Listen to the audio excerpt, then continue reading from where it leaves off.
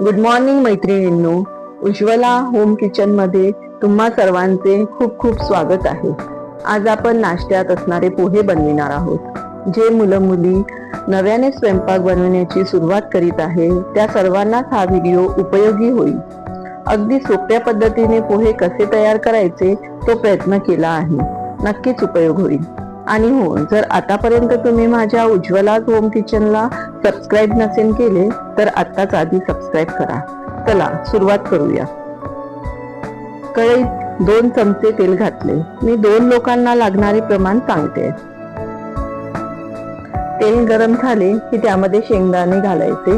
लालसर तळून झाले की काढायचे. पोहे मी आधीच भिजवून ठेवले, त्यावरच हे शेंगदाणे काढूयात, म्हणजे त्याचे तेल पोह्यालाच लागते.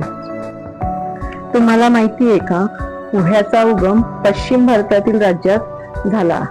हे राज्य त्याच्या विविध पाककृतीसाठी ओळखले जाते आणि पोहा हा पर्याय त्याचा सर्वात प्रसिद्ध पदार्थ आहे. असे मानले जाते की पोहे प्रथम महाराष्ट्रातील मध्यवर्ती भागात नागपूर शहराभोवती तयार केले गेले. पोहे सहसा धानापासून तयार करतात. शेंगदाणे तळून झाले आहेत, काढून घेऊ. पोहे तयार करण्यासाठी चाळीचा वापर करतात. देशातील तांदळाच्या उत्पादनाची सुमारे 10% तांदूळ हा पोह्यासाठी व तत्सम गोष्टीसाठी वापरला जातो. आपल्या घरी पाहुणे आल्यास हमखास झटपट तयार होणारा हा पदार्थ आहे. त्यानंतर मोहरी जिरे घातले. 1 मीडियम आकाराचा कांदा, 2-3 मिरच्या आणि 1 छोटासा बटाटा. पोह्यात प्रथिने, फायबर आणि व्हिटॅमिन बी असते, ज्यामुळे ते आरोग्यासाठी चांगले मानले जाते. पोहे खाल्ल्याने लगेच ऊर्जा मिळते, त्यामुळे सकाळी नाश्त्यासाठी तो एक चांगला पर्याय आहे. ते पचनास मदत करतात. त्यापुरती थोडे मीठ आणि हळद घातले.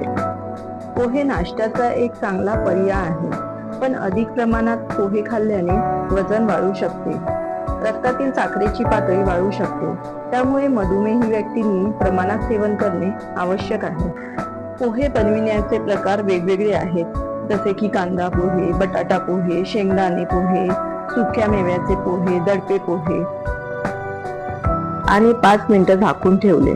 गॅस मध्यम फ्लेमवर ठेवली. तसेच जे पोहे आपण भिजत ठेवले त्यावर पण हळद आणि मीठ त्यानुसार टाकले आणि मिक्स केले. झाकण उघडून घ्यावे. सर्व छान शिजले आहे हे एकदा चेक करावे.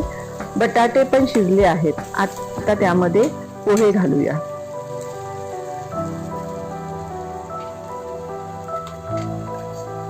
थोडी साखर पण वरून टाकायची आणि छान मिक्स करून घेऊ. आपले गरमागरम पोहे तयार आहेत. यावर मस्त ताजा कोथिंबीर आणि लिंबू घालावा. सर्व करून घेऊ.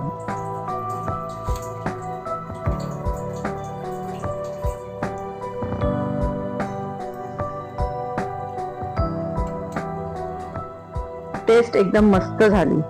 तुम्हाला कसे वाटले झटपट पोहे? मला पोहे नेहमीच आवडतात. तुम्हालाही आवडतात ना? नक्कीच मला कमेंट्स करून सांगा. तुम्ही कशा पद्धतीने करता तेही कळवा. तुमची पद्धतही कदाचित वेगळी असेल. नक्कीच सांगा. धन्यवाद. भेटूया पुढच्या रेसिपीमध्ये.